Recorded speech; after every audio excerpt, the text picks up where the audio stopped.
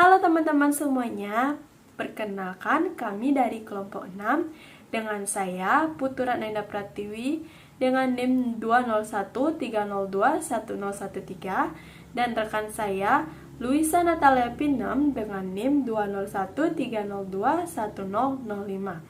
Kami akan membawakan materi teori belajar kognitif menurut Piaget. Adapun pokok bahasan kita pada kali ini yaitu yang pertama perkembangan kognitif menurut Piaget, proses belajar menurut Piaget, tahap perkembangan kognitif menurut Piaget, fase-fase belajar, kelebihan dan kekurangan teori belajar kognitif Piaget, implikasi teori perkembangan kognitif Piaget dalam pembelajaran, dan penerapan teori belajar kognitif Piaget dalam pembelajaran fisika. Baik, materi yang pertama, perkembangan kognitif menurut Piaget. Piaget lebih menitik beratkan pembahasannya pada struktur kognitif. Ia meneliti dan menulis subjek perkembangan kognitif ini dari tahun 1927 sampai dengan 1980. Berbeda dengan para ahli-ahli psikologi sebelumnya.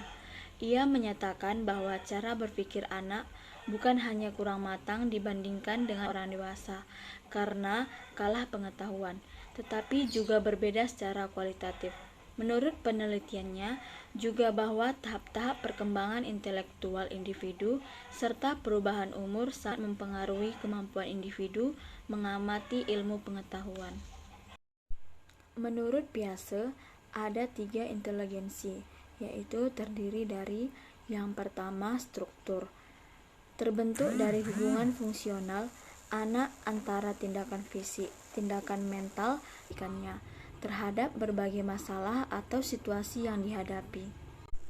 Yang kedua, isi. Isi disebut juga dengan konten, yaitu pola perilaku anak yang khas yang tercermin pada respon yang diberi.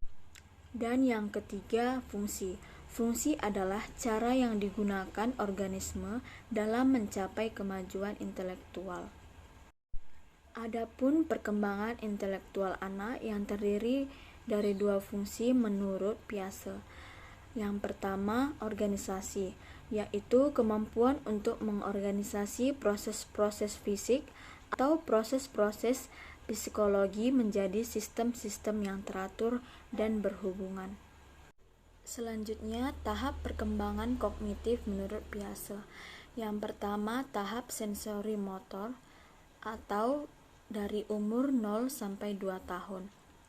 Pada tahap ini merupakan gerakan-gerakan sebagai akibat reaksi langsung dari rangsangan. Memiliki ciri khusus kecerdasan motorik atau gerak, dunia atau benda yang ada adalah yang tampak tidak ada bahasa pada tahap awal. Yang kedua, tahap praoperasi atau dari umur 2 sampai 7 tahun. Pada tahap ini terbagi atas 2, yaitu pertama pemikiran prakonseptual atau sekitar usia 2 oleh persepsi lebih banyak intuisi daripada pemikiran logis sebelum cepat melakukan konsentrasi sampai 4 tahun. Dan yang kedua, periode pemikiran institutif atau sekitar usia 4 sampai 7 tahun dan memiliki ciri khusus berpikir secara egosentris, alasan-alasan didominasi. Yang ketiga, tahap operasi konkret atau dari 7 sampai 11 tahun. Pada tahap ini, umumnya anak sudah berada di sekolah dasar, sehingga semestanya guru sudah mengetahui benar kondisi anak pada tahap ini. Yang terakhir, tahap operasi formal atau umur 11 ke atas.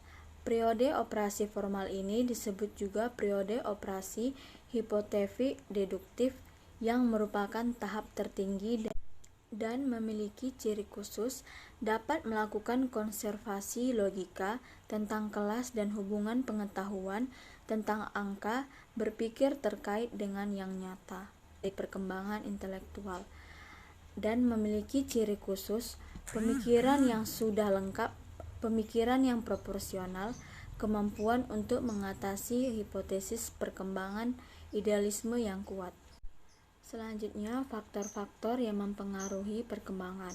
Piaget mengidentifikasi 5 faktor yang mempengaruhi transisi tahap perkembangan anak, yaitu yang pertama, kedewasaan atau kematangan, proses perkembangan sistem saraf, sentral otak, koordinasi motorik, dan manifestasi fisik lainnya mempengaruhi perkembangan kognitif. Yang kedua, pengalaman fisik. Interaksi dengan lingkungan fisik digunakan untuk mengabstrak berbagai sifat fisik dari benda-benda. Yang keempat, transmisi sosial.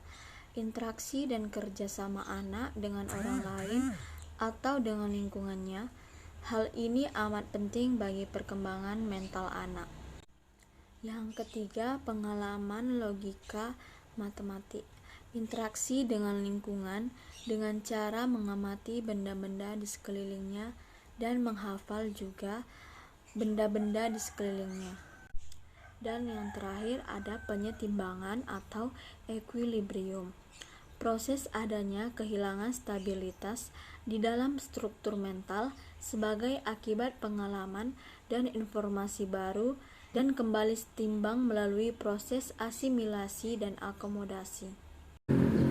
Menurut Piaget, manusia berhadapan dengan tantangan, pengalaman, gejala baru, dan persoalan yang harus ditanggapinya secara kognitif atau mental. Untuk itu, manusia harus mengembangkan skema pikiran lebih umum atau rinci, atau perlu perubahan, menjawab, dan menginterpretasikan pengalaman-pengalaman tersebut. Dengan cara itu, pengetahuan seseorang terbentuk dan selalu berkembang. Proses tersebut meliputi yang pertama, skema atau skemata adalah struktur kognitif yang dengannya seseorang beradaptasi dan terus mengalami perkembangan mental dalam interaksinya dengan lingkungan. Skema juga berfungsi sebagai kategori untuk mengidentifikasikan rangsangan yang datang dan terus berkembang.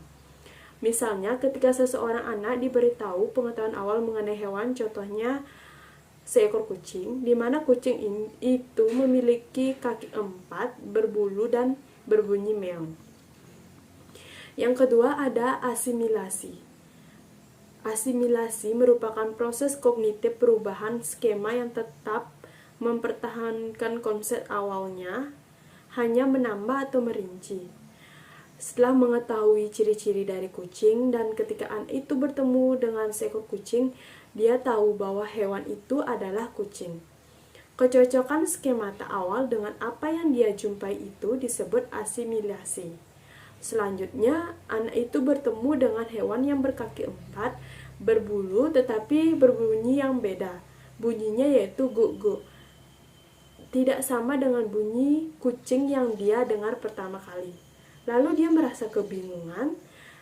Disinilah terjadi disekwilibrasi yaitu perbedaan antara skemata awal dengan selanjutnya, yaitu fase-fase belajar menurut Piaget.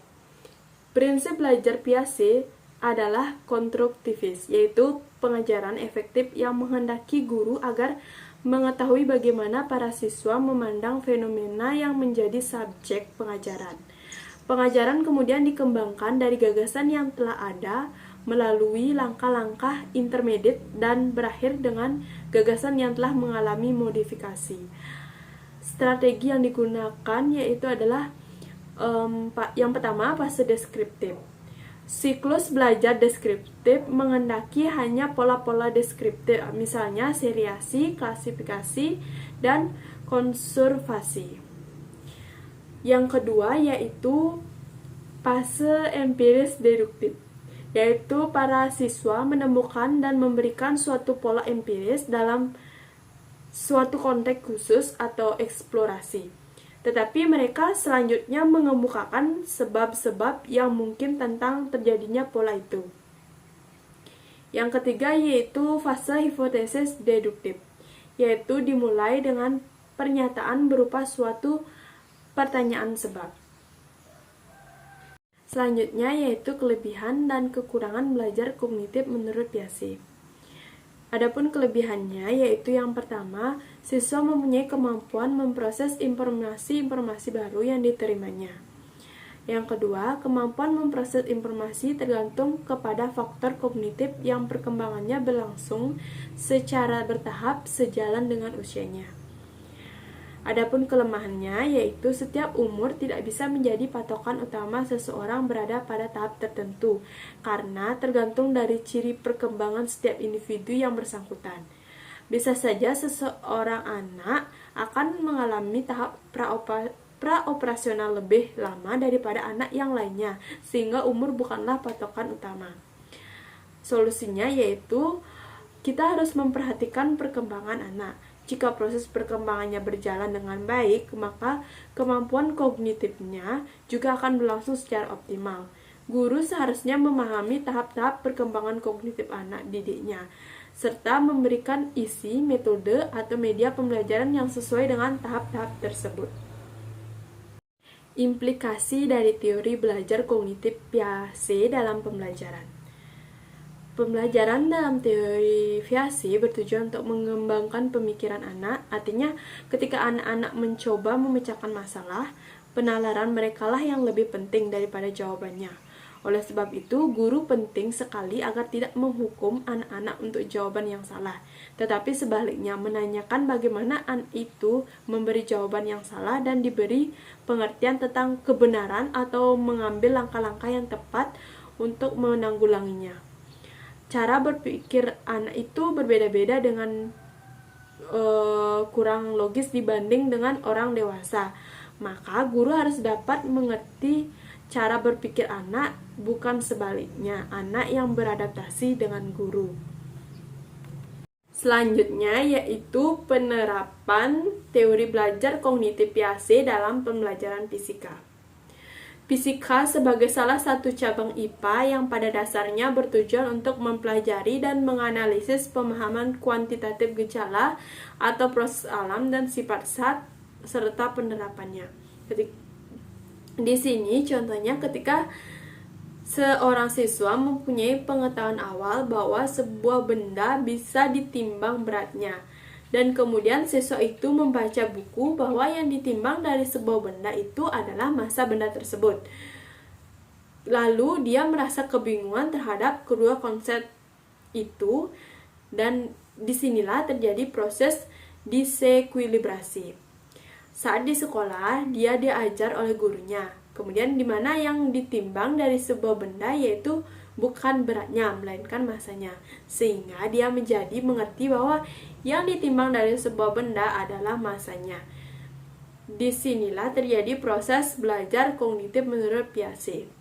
Dalam pembelajaran fisika, guru hadir sebagai fasilitator bagi siswa dalam mengonstruksi pemahaman pengetahuannya. Belajar fisika dapat menjadi daya tarik siswa jika penyajiannya melibatkan siswa secara aktif baik dari mental maupun fisik dan bersifat nyata atau konstekstual.